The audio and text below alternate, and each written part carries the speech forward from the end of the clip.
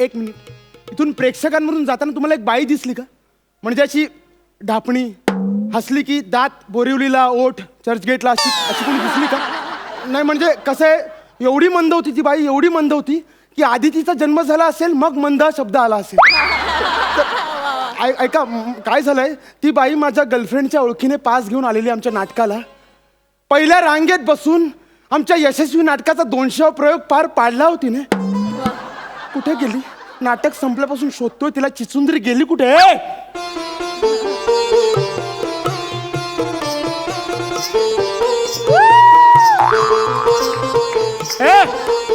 You आओ इधर. क्या? अगो बाई, साक्षात दिग्दर्शक, लेखक आणि मुख्य कलाकार रस्त्यावर आलात पण तुम्ही एवढ्यात?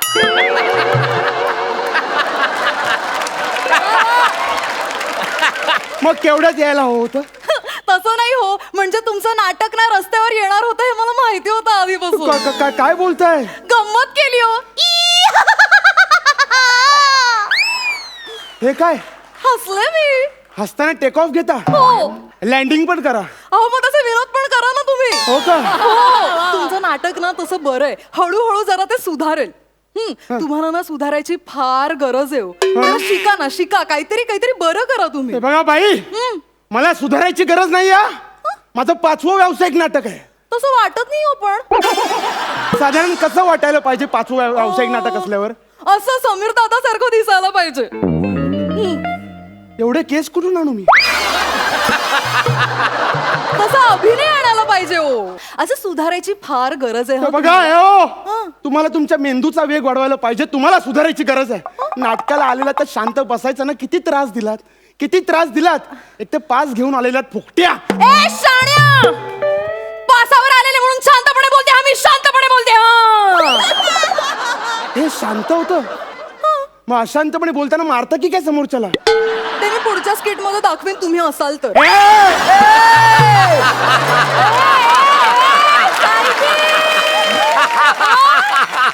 बोट खाली. बोट खाली. माझा मागच्या वेळेचा पार्टनर ना एलिमिनेट झाला. मला अजून कळत नाहीये नेमकं तो कोणामुळे एलिमिनेट झाला. त्याच्यामुळे की त्याच्यामुळे?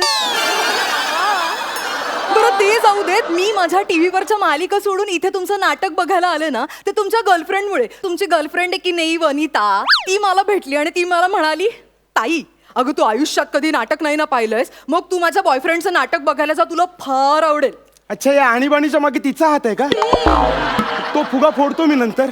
पण मला सांगा, आलेलं तर शांत बसायचं ना. शांत बसायचं ना. सगळे प्रेक्षक हसून शांत झाल्यावर का हसत होतात? आणि मी हे काय बोलत होतात? तो हवा होता. अगं बाई, ऐकू येत होतं तुम्हाला? एवढ्या मोठ्याने बोलत होतात, ऐकू येणारच. आणि कोण हवा होता आमच्या नाटकात? कोण हवा होता? आमिर हडकर. हा हवा होता का?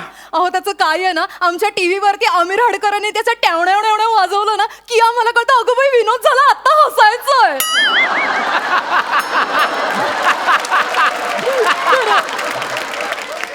याने वाजवल्यावर कळतं विनोद आहे? हो. बघा, विचार करा. अहो एवढंच काय, ते प्रसाद सर, सई मॅडम जेव्हा जोरात हसतात ना तेव्हा मला कळतं आत्ता कुठे यांचा पंच फुटलाय. हो. अहो एवढंच काय, ते प्रसाद सर आहेत ना, त्यांच्यामुळे मला कळलं की थर्ड क्लास म्हणजे खूप भारी असतं. तेव्हापासून मी माझ्या सासूबाईने म्हणते, एक नंबरची थर्ड क्लास बाई आहे तू. हो खरंच असं सांगते. मग त्यावरती त्यांना मान खाली घालून थँक्यू असं सुद्धा म्हणतात. थर्ड क्लास म्हणजे भारी असतं. एक नंबरची फर्स्ट क्लास बाई आहेस तू.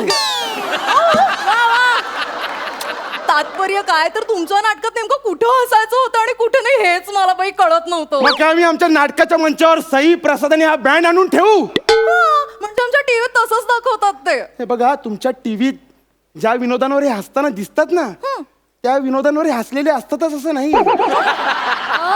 एडिटिंग मध्ये लावता येतं नंतर. नाही काही काय खोटं बोलता. अहो एडिटिंग वगैरे काय नसतो. किती प्रांजळपणे हसतात ते. बाई, तुमच्या हसण्याला घोडा किंकाळतोय. तसाच किंकाळत होता आमच्या नाटकात. अहो आमच्या नाटकातला सिरियस सीन सुरू होता. प्रेक्षक रडत होते. तुम्ही हसत का होतात? अहो कसं दिसतं ते विनोदी नाटकात कोणीच हसत नाहीये, मग मलाच वाईट वाटलं. म्हणून मी म्हटलं ह्यांचं मॉरल अप करण्यासाठी आपण जोर जोरात हसून घेऊया. असा मॉरल ना मी. हे असे नाट असल्यावर कसं हसायचं मग सांगा तुम्ही. आणि नंतर कोणी तुमच्या पंचवर हसत नाही म्हणून नंतर स्टेजवर चक्कर रडायला लागला. अहो सिरियस सीन होता तो, त्याच्यात पंचची काय गरज आहे. इमोशन होते, मनापासून रडत होतो आम्ही. अहो, पण- हा, कोणी हसत नाही म्हणून आम्ही रडू का. अहो पण विनोदी नाटकात कशाला हवेत सिरियसली. लेखक वेडे आहेत, वेळ लागले त्यांना, उगाच लिहितात काही. अगं बाई मला वाटलंच होतं, चला मी येते. ओ थांबा, थांबायचे. असं चिडत होतात ना तुम्ही नाटकात. सिरियस सीन होता हो. हो मग काय झालं, आमच्या हास्य जत्रेत की नाही एलिमिनेशनला ते असं नारळ टोपी आणि टॉवेल देतात, मग ते हसत हसत घरी जातात. अहो आनंदाने ना प्रसाद गाणी सुद्धा गातात. ते आनंदाने गाणी गातात. हो ते घरी गेले ना की ते आनंदाने गाणी गातात. नको ग नको, एवढी बदनामी करू नको त्यांची. पुण्याचे आहेत म्हणून कोणाच्या तरी एलिमिनेशनवर खुश होतील असे नाही आहेत ते. चांगला कलावंत आहे माझ्यासारखा. तुमच्यासारखं? हा, मला आठवलं, अगं बाई. मला आठवलं आमच्या नाटकात तो डेड बॉडीचा सीन होता. एक माणूस स्टेजवर मस्तपैकी असा मरून पडला होता. तर तू खालून काय ओरडत होतीस, ते बघा डेड बॉडीची छाती हलते, ते बघा डेड बॉडीची छाती हलते. अहो खरंच हलत होती छाती. अगं 25 मिनिटाचा सीन होता, किती वेळ श्वास रोखून धरेल तो. हलणार नाही का छाती. ऍक्टिंग करत होता मेलेल्याची. तू ओरडायला लागलीस म्हणून मागचे प्रेक्षक बघायला लागले, काय हलतंय काय हलतंय. लहान लहान मुलं पप्पा पप्पा पप्पा पप्पा त्या डेडबॉडीची छाती हलते असं बाबांना सांगायला लागले. आमच्या टाळ्यांचा सीन पार पाडलास तू ग. खरंच हसत होते लोक आमच्या सीनवर. अहो पण चुकीमुळे का होईना कॉमेडी झाली हे महत्वाचं ना. आता गौरव मोरेच्या चुकांवरती आम्ही हसतोच की. तू अजूनही अशीच कॉमेडी करतो.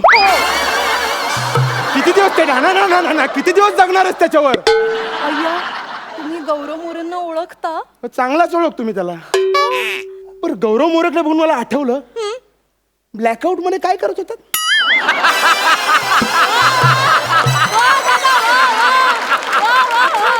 ते होय, मला ना तुम्हाला तोच प्रश्न विचारायचा होता की असे मध्ये मध्ये लाईट का बरं जात होतं. लाईट जात नव्हते त्याला ब्लॅकआउट म्हणतात. अहो पण सांगा ना का लाईट जात होतं. ते लाईट जात नाही, आम्ही मुद्दाम घालवतो लाईट. सेट चेंज करायचा असतो ना. अच्छा, अच्छा, मला 5-6 गेटअप चेंज करून यायचं असतं स्टेजवर म्हणून. पण मला सांग, त्या ब्लॅकआउट मध्ये काय बडबडत होतीस. हा मी कविता म्हणत होते. का आमचे डायलॉग कमी पडलेले प्रेक्षकांना. अहो तसं नाही, आमच्या घरी लाईट गेले ना की अंधारात कुणाला बोर होऊ नये म्हणून मी कविता म्हणते. मग तसे तुमच्या नाटकात लाईट गेले म्हणून मी पण म्हणायला लागले, हिरव्या हिरव्या रानात आहे मस्त मस्त गारवा, हिरव्या हिरव्या रानात आहे मस्त मस्त गारवा, शिळ वाजत फिरवतोय बघा लाडका हा पारवा. तुझा मेंदू प्लॅस्टिकचा आहे का ग. प्लास्टिकवर बंदी आहे, पकडून नेतात म्हणे. ती जवळपास बाद केस आहे. प्रसाद दादा, आमच्या नाटकातला सस्पेन्स सीन सुरू होता. सीन असा होता की हिरो बेड खाली लपतो, पोलीस येतात त्याला शोधून जातात, तो मिळत नाही म्हणून ते जातात. तिथे पोलीस जात होते तर ही खालून ओरडली, तो बघा बेड खाली लपलाय, तो बघा बेड खाली लपलाय. दिसत नाही का, दिसत नाही का, पोलीस कुणी केलं तुम्हाला. अहो खरंच हो. हो हो तो पोलीस झालेला नट कॉन्शियस झाला. त्याला कळे ना काय करावं, तो अरेस्ट करून घेऊन गेला त्याला. विंगेत बसून नाटकाचा एंड चेंज करावा लागला आम्हाला. अगं ते 6-6 महिने लेखक नाटक लिहितात, तू 2 मिनिटात बदललंच एंड. अहो पण मी तरी काय करू. मी फर्स्ट रो मध्ये बसलेले ना, तिकडनं तो हिरो मला दिसत होता म्हणून मी त्यांना तसं सांगितलं. आमच्या मालिकेत ना असा लपलेला हिरो वगैरे दिसत नाही. हा मला कळलंय, मालिकांवाले ना जास्त हुशार असतात या नाटकवाल्यांपेक्षा.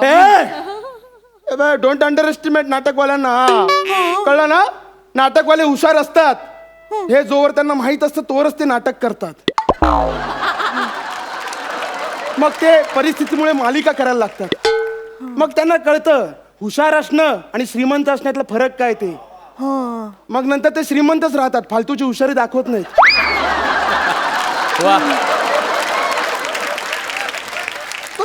नाटक वेगळं आणि मालिका वेगळी. कळलं ना. नाटक बघायचं असेल ना तर प्रेक्षकांची नाटक बघण्याची दृष्टी डेव्हलप झाली पाहिजे. कळलं का. नट नाटकात प्रेक्षकांना फसवतात आणि प्रेक्षक आनंदाने फसायला तयार होतात.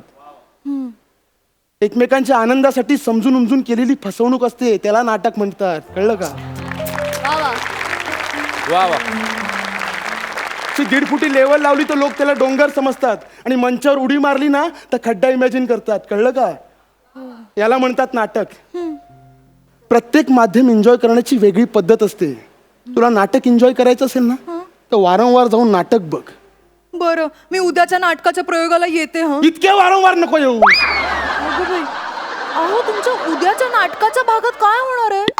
उद्याचं नाटक अगं नाटक रोज सेम असतं ग. आम्ही प्रयोग नव्याने करतो फक्त. ओ म्हणजे तुम्ही दरवेळेला रिपीट टेलिकास्ट करता तर. ओ, तरी मला नाटक संपताना असं वाटत होतं की आता गोष्ट संपली, आता हे पुढच्या भागात काय दाखवतील. अहो आमच्या सिरियल मध्ये कसं असतं, सिरियल संपते पण गोष्ट काही संपत नाही. तू जा. अहो, मग सीझन 1 जा, गेट लॉस्ट. Get out. तू जा. अहो. पुन्हा थिएटरच्या आजूबाजूला भेळ खाताना जरी दिसलीस ना तरी पुऱ्या फेकून मारेन तुला मी.